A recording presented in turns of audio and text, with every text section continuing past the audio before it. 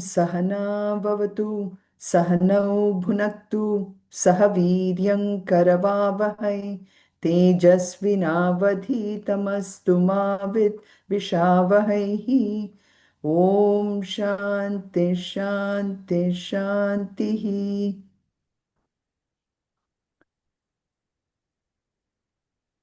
Who wants to start? Madhuri?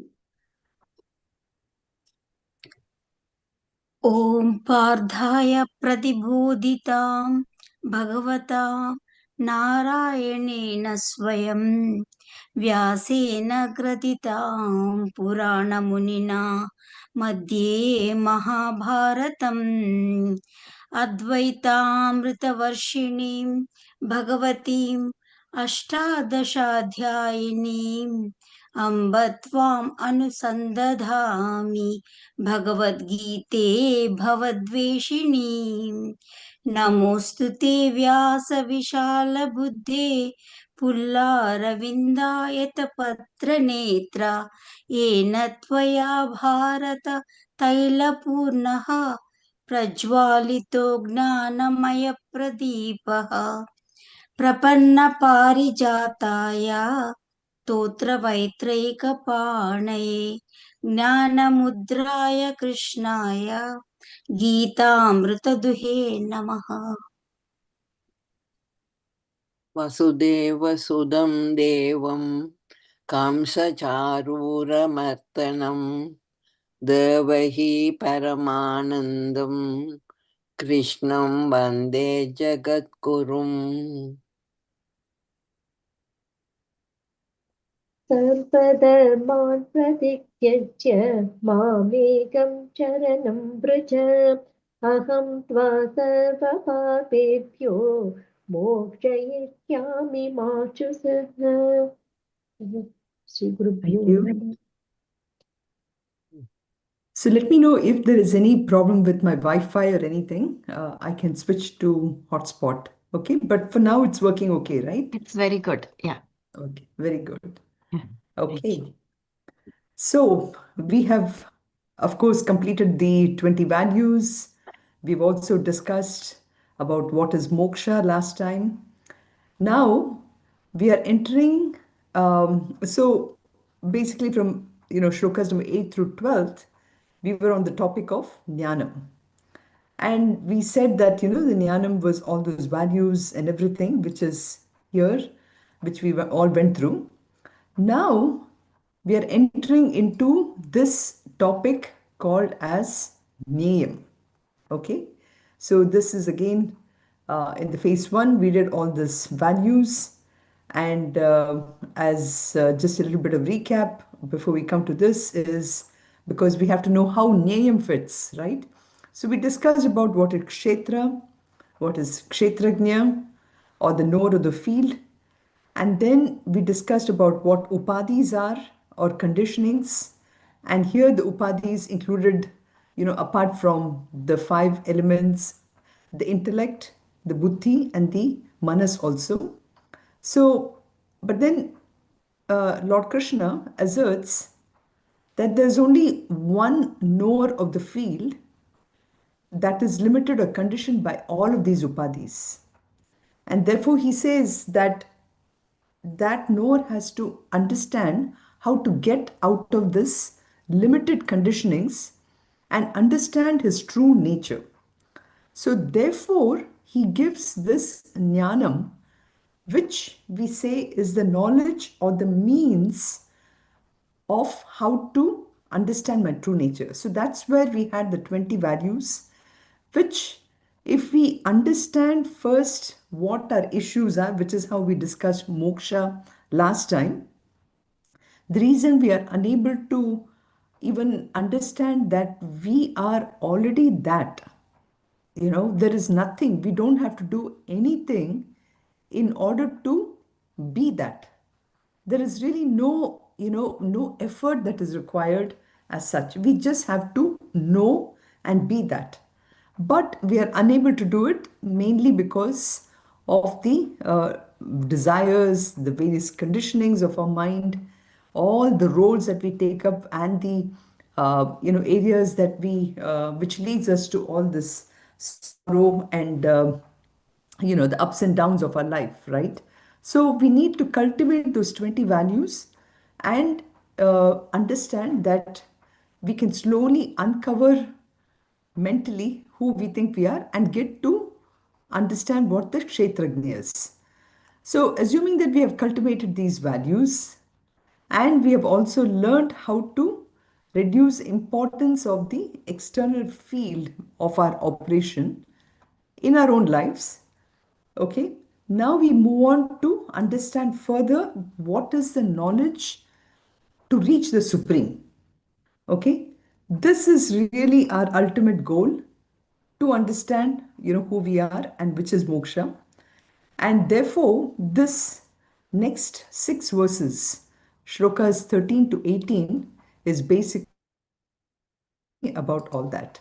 Okay, so jnanam, which we did, was the 20 values, which is the knowledge of the means by which the goal is attained.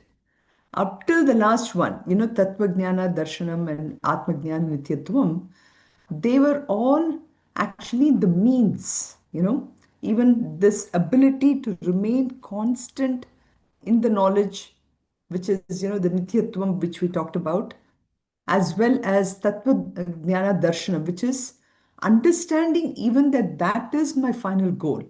Okay, so all these are nothing but means. But then what is Nayam? Okay, so Nayam, what is Nayam here? And therefore I've said here the Nayam is the knowledge which tells us about the goal. Okay, our goal, of course, we understand is, understanding that I'm not this body, mind, intellect, I'm not all the roles that I'm playing, but I'm something else. That is the knowledge. And that knowledge, today, actually, it's a very deep topic we're entering into. And so that knowledge is needed in order for us to clearly understand about our goals. So Lord Krishna really gets into this topic here. And he says that he will reveal what is that knowledge, what all of us should know in this world. And for example, the way our education is structured today, we learn about so many things, right? We send our kids to our schools, and then, of course, from schools to a plus two. Here it is plus two. There it's, of course, still part of high school, right? High school is ninth, 10th, 11th, 12th. Whereas here it's up to 10th and then plus two, So we learn all these things in our schools, our colleges, and then after that we go through, maybe an MBA or something, professional training, and then we work, we gain a lot of experience. But really, none of that knowledge, okay, none of those things which we spent so many years of our human life, this human life itself is such a rare phenomena which is being given to us. But we spend all our time only on acquiring that knowledge which we think is going to make us successful in the world. And this success, which is so much of ups and downs, so much of sorrows we go through, so much of, this kama, krodha, lobha, moha, mada, matsarya, all those things that we go through, the sukha, dukkha, the likes and dislikes, all these things that we go through, there is really no solution that that education offers us. So none of them really gives us a kind of an aha, finally I have understood how to deal with these issues. We deal with these issues in a very, very short way. Maybe, if I go through some anxiety or depression, I go to a psychotherapist or psychologist or whatever. And any other kind of thing, we have, of course, our medical doctors and everything.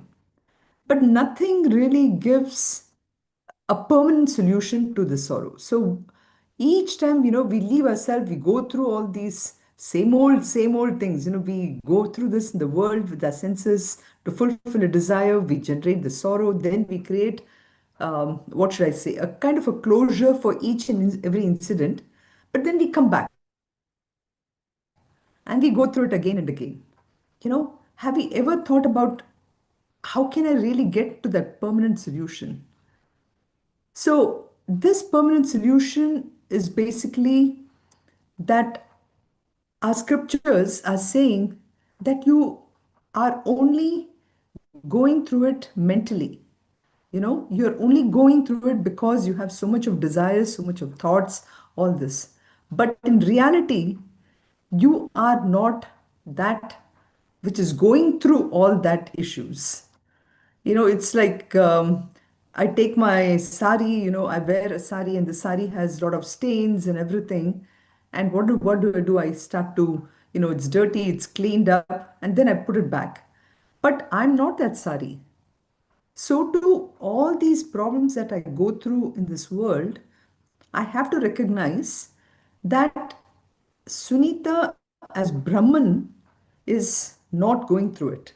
But the minute she identifies herself with that role, then she's going through all this.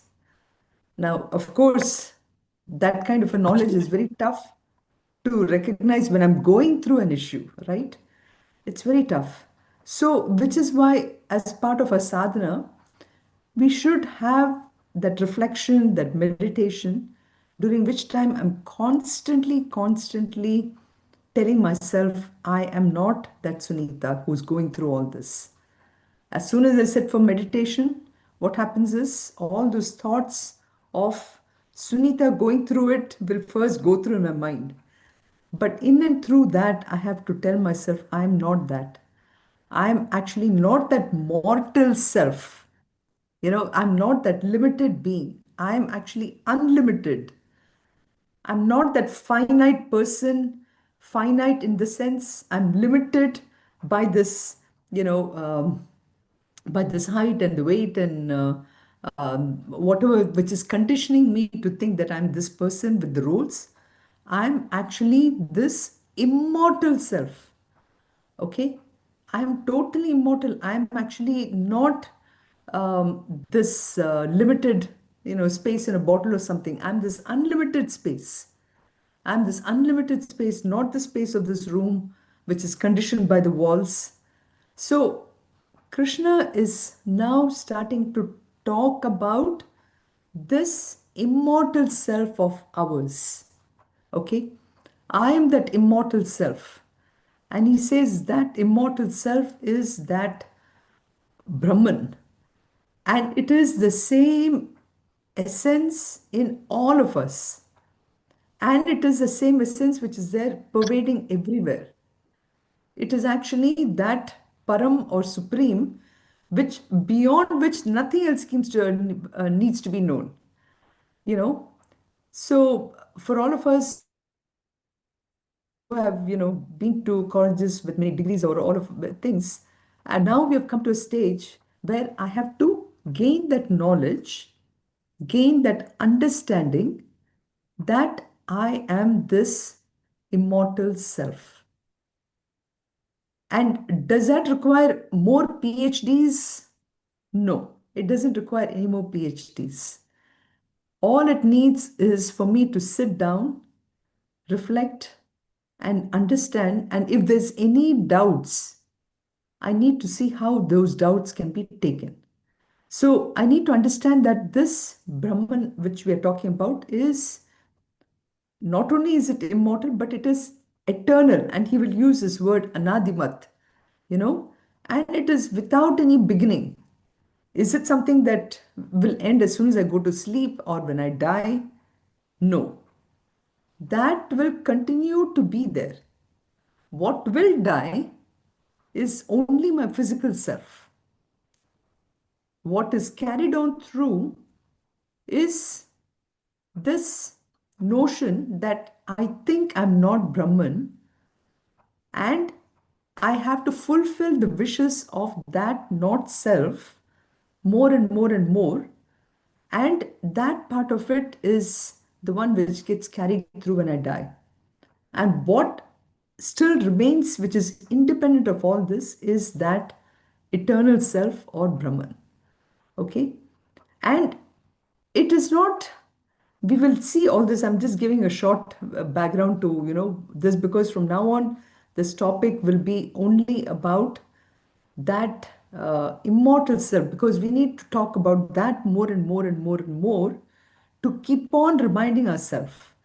And we will learn about how this Brahman, okay, it is not something which I can understand, of course, like I said, with the PhD or with many books, through all the equipments that I normally use to understand knowledge, which is with my mind, with my intellect, or by touching, feeling, seeing, hearing, all that. Will I be able to understand the Brahman? No. When I go to university for the education and everything, I have to employ all those senses. But for this one, I don't need to, because it is not something which is manifested, which has come into any shape, which has come into any form. It is not that. Okay? It is not an object of the perception of the mind. It is not something that when I think, finally that will get in front of me, and because of my power of thinking, it will get manifested. No. So, all these things we will now see that how we are that thing. But then, we also question ourselves, why is it so difficult for us? Why is it so difficult for us to understand as simple as this, as simple as the fact that I'm that unconditioned being? It's mainly because we have been habituated. We have always been habituated to think only with that anything which has an object, or anything which I can smell, anything which I can hear, that is the only way we have trained ourselves. Now we have to train ourselves to, or untrain ourselves, because what we are trying to understand is an abstract concept. Any amount, I mean, we can think, we can try to use all, like I said, the equipments which we have talked before, through our eyes and everything, even instruments like microscope and all these things we can try to understand, but it is something which is not accessible in any of this. So we've also talked about earlier, how this we can do it by coming to neti neti principle, right? Which is keep on saying, okay, is this Brahman? Is this paper Brahman? No, because it's limited. It can be accessed by my hand and everything. So that is not Brahman. Then is this cup Brahman? Is my mind Brahman? No, because all of them are finite. They are limited. They cannot be understood by that. So it can only be attained first, like I said, by negating everything that is not this, by first slowly and slowly, not only the objects, but also the means by which we try to access these objects. All that also needs to be negated. So that is what we are coming to here, because the question number 6, yet prabhavacha, so what is the ways in which we can understand this knowledge? So this nyayam, it is presented in such a way as how um, only through the how we understand a great Mahatma who has understood that knowledge.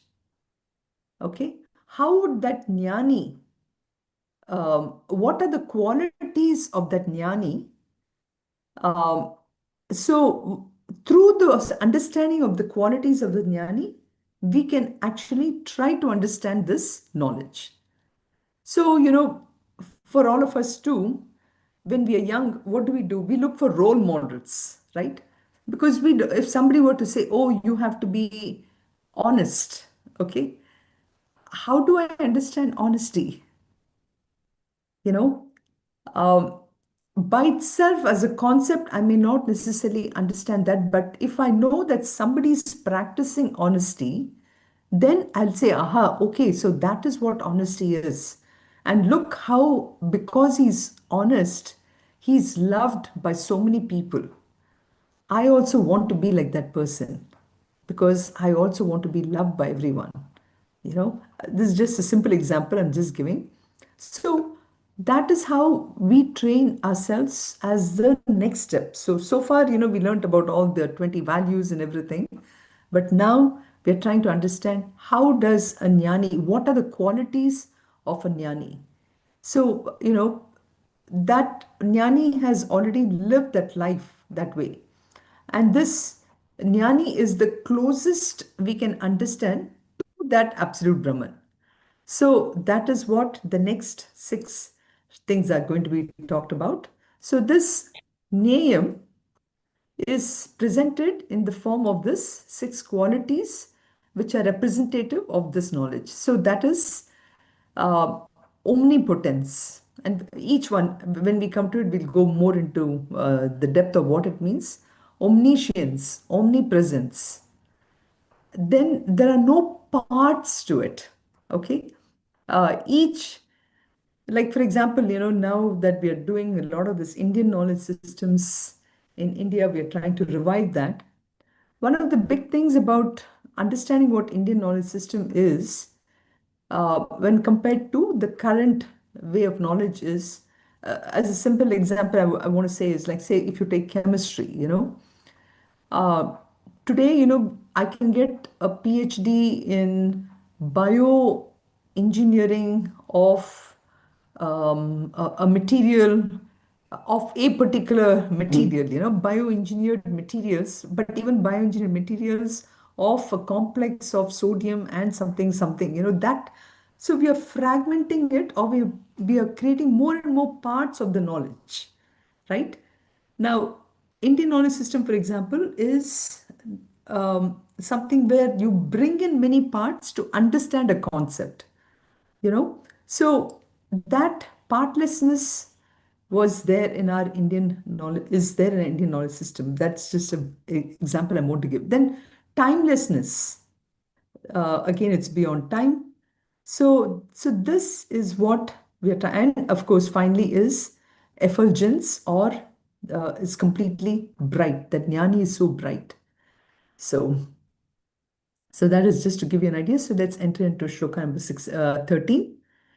Jneyam yattat pravakshyami, Jneyam yattat pravakshyami, Yajñātvāmritam ashnute, Yajñātvāmritam ashnute, Anadimat param brahma, Anadimat param brahma, Nasat, Nasat न सत्तत् न सत् न असत् उच्यते न सत्तत् न असत् उच्यते.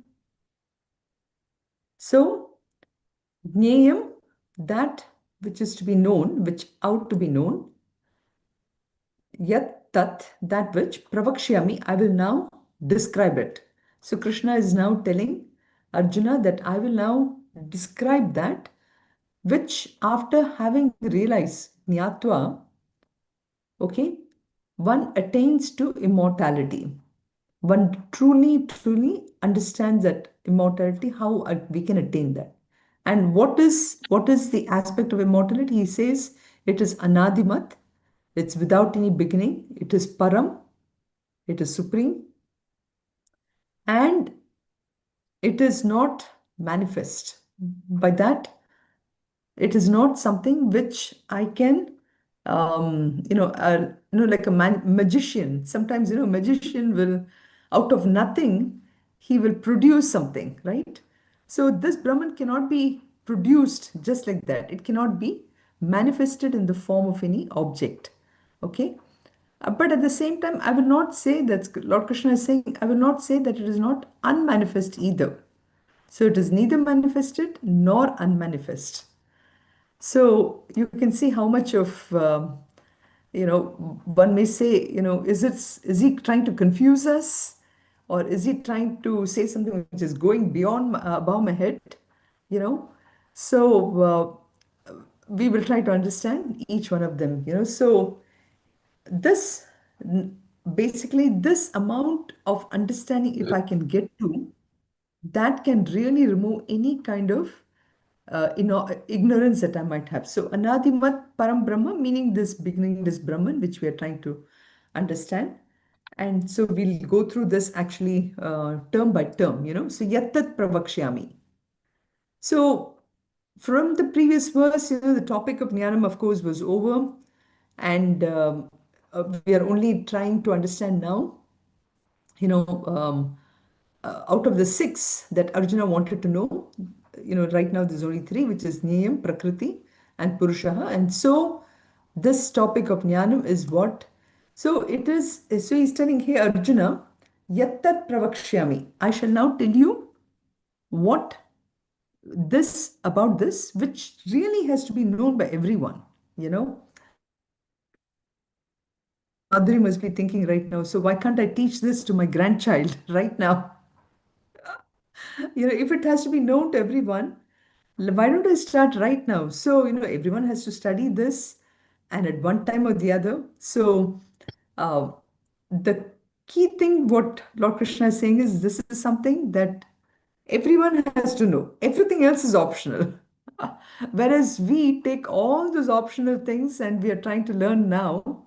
And then as we grow older, we are recognizing that all those things that I learned, okay, nothing is, of course, giving me that permanent happiness. Or, of course, I don't know if people really look for permanent happiness. People are quite happy with this temporary happiness because it gives me variety of I look at that happiness is, in a variety. Sometimes clothes give me happiness, sometimes food gives me happiness, sometimes a painting gives me happiness.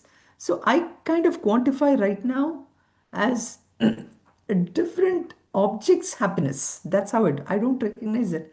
Happiness is something which is beyond that object, right? So too, I'm going to the school and everything, all that, to study all these things because I think it will give me happiness in different ways. I think if I study chemistry, it'll give me happiness. I think if I study music, it'll give me happiness. All that is different. So I'm studying more and more and more of all that. Finally, I come to realize what Krishna is saying. I'm going to tell you something. Yatit Pravakshyami. I'm going to tell you about that which everybody has to know. There is just no question about it. That absolute thing has to be known. So, Yajñatva Amritam Ashnuti. Now, this is a loaded sentence, loaded phrase, because, you know, somebody may say, and especially, our very, very young kids, suppose you tell them you have to eat your cereal or you have to drink your milk. Why? Why? Why should I do it? What will happen? You know, what will happen if I don't drink milk? So Krishna is saying that answer. He's saying, if you know this, because if you know this, this will solve all your problems. Okay? The fundamental problem of for all of us is that, we are looking for something in places where it is not there. Like say, like for example, this, I mean, happiness, we said, we're looking for happiness in all these objects and things. It goes back to almost the second chapter of self-unfoldment, and where we are talking about happiness, and then we talked about how if I have happiness, if I have one gulab jamun, I feel I'm happy. So I think that happiness is in that gulab jamun. So let me have more and more of that. So I'll get more and more happiness. But then I realized that that is only making me sick. It didn't make me permanently happy. So that is one thing. The second thing, of course, we're looking for wealth and fame and name, all this mainly because it gives me some sense of security, right? Because we have that innate sense of insecurity, that fear of, I mean, let's say for us at this point is this mortality. Will I be there for everything? Will I be there for all the events that is happening in my house? You know, so that insecurity or that mortality is a universal problem. Okay. And so Krishna is saying, no, I will tell you by, I'll tell you, if you know this, you will understand that you don't have to feel insecure. You don't have to feel, all the time looking for something else because you are that. You are that immortal self. And that is one thing that we need to understand, that immortal, Amritam, Ashnute, So if I don't know this, I will constantly be looking at it in other places. So let me tell you that you are that Amritam. And Krishna is saying that that alone will give you that immortality and the freedom from everything else. Today, we are living in bondage because we're looking for happiness in other places. So we are bound by that notion that if somebody says, I love you, only then I feel loved. If somebody gives me a gift, if somebody gives me a flower. So I'm really kind of bound to those feelings. And that is why I'm unable to recognize that I actually am totally free of all this. I have that freedom. And I need to focus upon that one. And therefore, therefore he's saying, Arjuna, listen, I'm telling you this knowledge, which is Nyayam, which is nothing but that Parabrahma, Supreme, as I said. And what does Brahman mean? The word Brahman, it is, it is the truth, Satyam. It is Jnanam. It is that absolute knowledge. Once I go for this knowledge, then I don't have to worry about any other knowledge. I do have to worry about all that other knowledge as long as I'm living in this world and I need to do something in order to feed myself. So I acquire some skills only for that purpose, only to keep this body running. It's like, I buy this expensive grinder or whatever, and it comes with the manual, which I know I have to operate it in order to use that grinder. So too for us, in order to keep this physical body running and also the mind and intellect to make it keep on sharp, to keep it sharp, I need to learn some skill. But that knowledge is only for that purpose. But I need to know what my absolute knowledge is, which is the jnanam.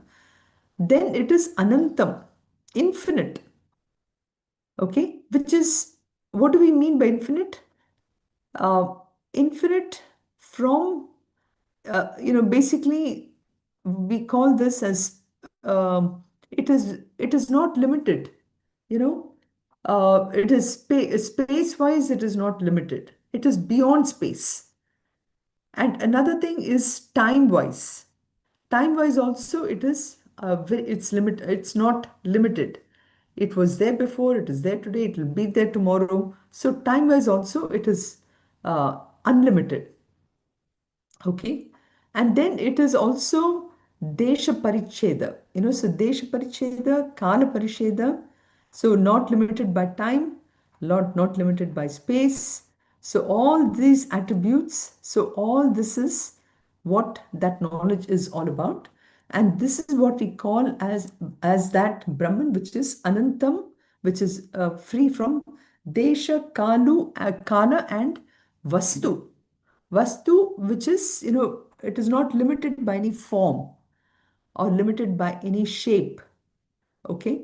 None of those things. So it is Desha Kala Vastu Paricheda Shunyam, we say, which is that absolute Brahman. And who is that Brahman? I. I am the Brahman. You are the Brahman. Everybody is Brahman. So it is, we are not limited by any of this one. So so this, if we have that understanding that I am that absolute self, I will never feel, for example, just as an example, if I'm envious of my neighbor who has bought a big jaguar or something like that, I will say, oh, I, in that physical body, has bought the jaguar. So I'm very happy. I will not feel jealous. Somebody gets a promotion, I'm not jealous because I feel, I am in that person, have won this promotion, right? So that's the aspect of Brahman which we are trying to get to, is really understand that Parabrahma, state, to understand that I am that Parabrahma, and that one, that part of it, I need to understand very well. And then it is Anadimat Param. You know, that is, it is beginningless, timeless, and it is not conditioned. All this is, it is absolutely, and it is beyond any cause, it is beyond any effect, it's beyond time itself. So that is that absolute self which I am. Like in one of the Upanishad, it talks about, Ashabdam, Asparsham, Arupam, Avyayam, Tatha Rasam, Nityam, Agandhavachayat. So it is all these things, it is asparsham, it is arupam, it doesn't have a form, it is not something which can be spoken about, it doesn't have a, like arupam, you said, and abhyayam, it is, and it's tatharasam nityam, it is always eternal. So Brahman doesn't have any of this, no form, no color, taste, touch, and so you cannot really feel any of that thing. So it is anadi, but there's no cause, there's no thing, and that is what ultimately is this. So, so we covered, so that is what shloka number 13 is trying to say, that this is the state of the knowledge which we are trying to get to. So, yeah. So in the 13th verse, basically he's trying to get to that. Now let's move on to the 14th verse. Okay. So 14th verse is again continuing on the same theme here. Sarvatah panipadam tat. Sarvatah panipadam tat. Sarvatokshi sarvatah सर्वतोक्षिशिरोमुखं सर्वतोक्षिशिरोमुखं सर्वतः पाणिपादं तत् सर्वतोक्षिशिरोमुखं सर्वतः श्रुतिमल्लोके सर्वतः श्रुतिमल्लोके सर्वमावृत्य तिष्ठति सर्वमावृत्य तिष्ठति. So now, so far, we've learned about the quality of Brahman, which is anadi, and which cannot be experienced by our regular ways. Now we are coming to understand what is omnipotence. Okay, omnipotence. So this is, we are trying to understand that part of the jnani to act through beings, through their organs of action. Okay, so Brahman is omnipotent. Brahman is everywhere. Now we may say Brahman is everywhere, and you're saying that I cannot see, touch, feel, etc. Now, how do I experience Brahman? Okay, which which is an interesting thing, because we are saying experience can happen only through the mind and intellect and everything, right? And here you're asking me to experience that Brahman. So he's saying you can experience that Brahman by recognizing that in and through everything in this world, okay, in and through everything in this world, I can experience that Brahman. So that Brahman has hands and feet everywhere. Sarvatah pani padam tat. And not only that, that Brahman also has akshi shiro mukham. Okay, has eyes, akshi, shiro, the heads, and mukham, mouths everywhere. Then Sarvata Shrutimat Loke has ears everywhere. And Sarvam Avritya Tishtati. So this is how that Brahman exists everywhere. So he is the hands and feet, he is the eyes, heads, and mouths. So omnipotence basically relates to all this, and this that by by way, he's trying to like some people, when we hear different philosophies, we hear about this word energy. Oh, that Brahman is that. Well, actually, we should not say it that way. Um, we say that energy flows everywhere. But here, it is that sentiency, we say, that ability because of which something is functioning that way. For example, what is it that makes my ears listen to something? What is it that makes my eyes see something? What is it that makes my legs and fans move? Okay, it is that sentiency, and that sentiency is that Brahman. So this is how, so in the first one, he just gives all these adjectives like Anadi and everything. In this shloka, he's now trying to show, see, because again, the child in us will say, okay, you're telling me about this, but how can I really understand this concept? I have to understand that it is because of that Brahman acts in and through all of us, in and through these things by giving it the power of sentiency. So, in a sense, this shloka by itself covers this whole aspect. So, just as an example, let's take, how do we, to understand this concept, let's take this electricity. So the teacher will not, go to the child and say that electricity is, I mean, a young child, who is just starting off in the first grade or something. Suppose he goes and says, okay, electricity is nothing but the flow of electrons. And, he will not go directly to electrons because first the child has to know what is science. How is science different from humanities, arts, and everything? Then he has to teach him what is chemistry. Then he has to tell him about the atom. And then he has to talk about electron, proton. So much goes on, right? So he won't really go there already. So he takes him first, step by step.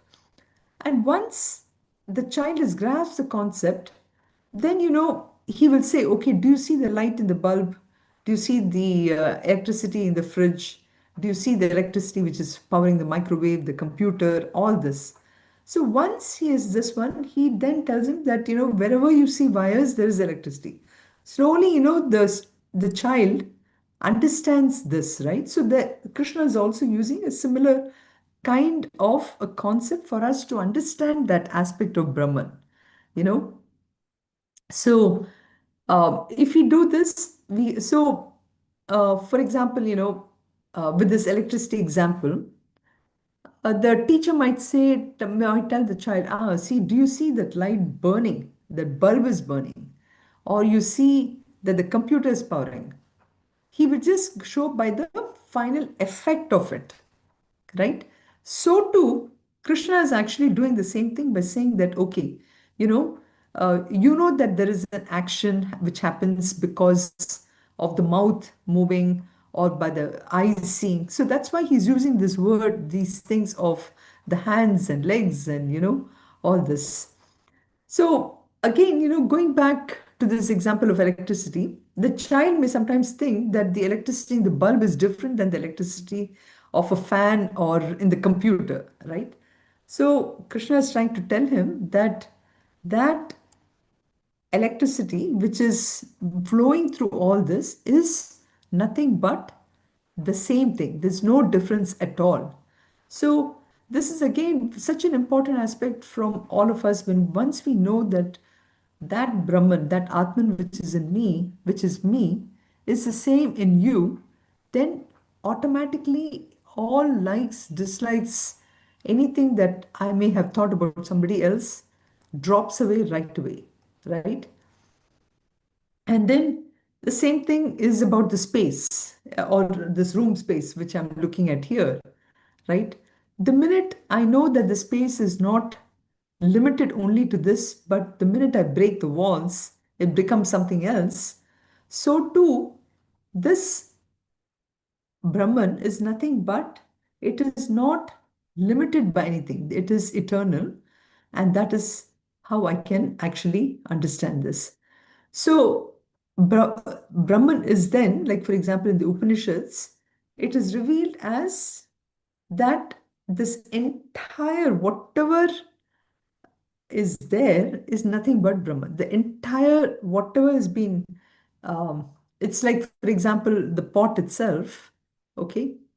When I make the pots into different shapes, I immediately say, oh, this is a small pot, this is a big pot, this is a brown pot, this is an orange pot, all this, right? But ultimately, where did it come from? It actually came from that mud, right? So too, again, to simplify the concept in our own mind, this Brahman is nothing but is the cause for this entire world. Okay, so Brahman is the basic stuff of this entire universe. It is the one which gives that ultimate content. How it happens and all that, we'll come to it later. But if I can understand even that aspect of it, it's really a great learning. So even though there are so many, like, again, being a chemist, I can only talk about molecules and atoms and everything. We know that in the periodic table, there is so many elements and atoms. But we also know that all these things through this concepts of fusion and fission and everything can be converted from one thing to another, right? So if I keep on going back and back as to what is all this stuff, it is nothing, it goes back to this one concept of what is this Brahman. So understanding Brahman is a very important aspect for all of us. And to understand that Brahman is that ultimate basic substance of our creation.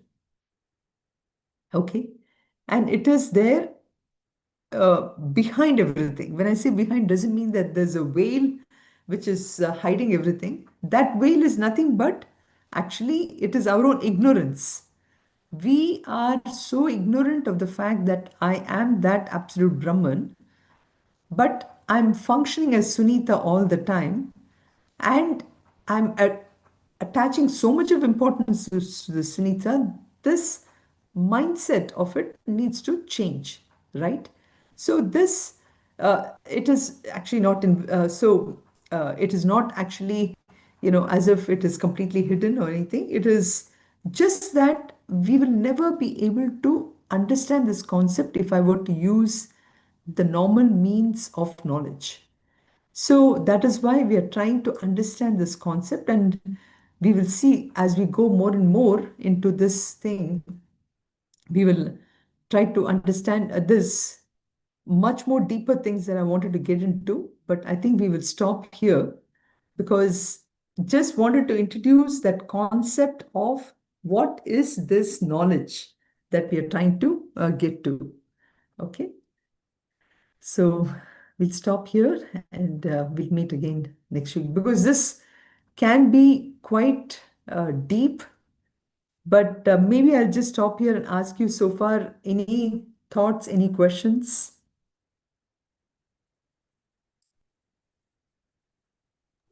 Hari Om. Yes, Anand? Yeah, when we say, the concept Amrutatvam, Mm-hmm. so that's the permanent state, right? So, like Mm-hmm. one way of remembering, on maybe on the lighter side is, if a dish or something is, exceptionally very good, Uh-huh. people say that, okay, it's like Amrutam, it's like nectar. Huh. So, Right. like, just on the lighter side, but start understanding, what it looks like or how to experience and to think in those lines. Mm-hmm. Mm-hmm. So what you're saying is it's the best of best knowledge. Um, It is something Yes. we have to know about it. It is the sweetest of sweet. It is in every possible way, it is the ultimate in its way. So The for that, yes, the highest of the highest. Yes. the highest of the highest, yes. That's how, see, Upanishads will focus only on this aspect of this aspect. And we, on the other hand, we are spending a lot of time on on understanding everything that is limited. So, for example, if we are studying a certain knowledge, we want to improve and improve and improve and learn about this one, which still is very limited. By learning more and more limited things, we'll never get to the unlimited. So I have to change my mindset completely. I have to unlearn a lot of things. I have to get away from the way that has made many things as a habit. Only then I can get to that absolute self of Brahman. So, in the next week's talk, we will discuss more about how today we have conditioned ourselves through a variety of ways. Like for example, anything for us which doesn't have a shape or a form or a color or anything, we reject it. And in simple form, even let's take, since you brought up this topic of food, Anant, I'm just thinking, you know, even in food, for example, if a sambar or what, I'm just taking the basic dish here, if a sambar is not made exactly like the way I have it, I feel it's not good, right? So we are limiting ourselves by our previous memories of Mm. something, we're limiting ourselves by our own likes. And the more and more we limit ourselves with these basic things, the farther and farther we are away from really solving the problem that we are facing today, which is this problem of this temporariness. We think this happiness is in these objects. So we're living in a kind of a world of temporary happiness. That temporary happiness is always has its own ups and downs. Sometimes it's good, sometimes it's not that great. But if I am that unlimited self, I will I need to start working on some of these things which I've created as a habit and break those habits to get to that ultimate state. Yeah, So that part of it is where we are trying to get to. yeah. Sunita. So I have a like Nayam is the sadhana stage. No, name is also all of them at the end of the day are nothing but sadhanas. Sadhana So only. Like name is Neti also a Neti. sad. Okay. Yeah, name is also a sadhana stage compared to the jnanam, nyayam is how the words are described here, Okay. right? In the 13th chapter, jnanam referred to the means, the Okay. Yeah, values yeah. which were like the sopanam or the Uh-huh. steps by which we were trying to do it, Like whereas 20 values kind nyayam, of a thing. Okay. right. So this isn't, I'm glad you brought up this question, Madhuriji. So nyayam is the knowledge of Brahman, what we are trying to Yeah, learn so now. Neti stage kind of a thing. So we are Neti trying to Neti understand is one, ourselves. correct, Yeah. exactly. Exactly. We will, I mean, Neti Neti is one way, that is by saying this is not that, this is not that way, that is one, correct. But the other thing also is trying to understand today, how do I gather knowledge? We try to gather knowledge through all these sense organs, through the mind, through the intellect. But this knowledge cannot be gained that way. Mm. To some extent, our intellect, to some extent, our intellect is using that Neti Neti principle to get to where it is. But this is even beyond the intellect. Okay. Yeah. Thank you. So, Yeah. like I said, just even listening to this will and reflecting upon it will take us closer to the goal. So that is what Nyayam is. Nyayam is really understanding that knowledge of Brahman. If I don't know what I'm looking for, Mhm. what, like there is this quote in Alice in Wonderland, that old Alice in Wonderland had Yes, been, yes, I that think our youngsters may not really, but there's a beautiful thing about this Alice as she is going, she asks this cat, so am I going in the right path? He says, first, if you don't know where actually the cat says, if you don't know where you're going, any path will take you there. Oh, Okay. okay. So we need to know where I'm going. And that is what Nyayam is all about. Nyayam is understanding that knowledge of what Brahman is. And that is why in shlokas from 13 onwards, it starts to say that, it is an adi, it is not a manifested one, neither it is an unmanifest. Mhm. Because if we say it is unmanifest, we may end up like the Shunyavadis, one aspect of Buddhism, which says that if we all come from nothing. Mm. So it is not that we don't come from nothing. Unmanifest would mean that as if we have come out of nothing. No, we have not come out of nothing. We have come out of something. What is that something is what we are trying to understand. Oh, yeah. Thank you, Sunitha. Yeah. Okay. So we will talk about a lot of these next week, which is again pretty deep. Yeah. Sarve bhavantu sukhinah, sarve santu niramayaha, sarve bhadrani pashyantu, ma kaschid dukkha bhag bhavet. Om shanti shanti shanti. Om Purnamadav Purnamidam Purnat Purnamudachyate Purnasya Purnamadaya Purnameva Vashishyate. Om Shanti Shanti Shanti. Harihi Om Shri Gurubhyo Namaha. Harihi Om. Thank you very much. Thank you, Sunitha. So now we're kind of getting back to the guru after spending a lot of time on those values, but those values were Yeah. needed because that's a major sadhana we have to do in everyday life, in being aware of it. That's the awareness.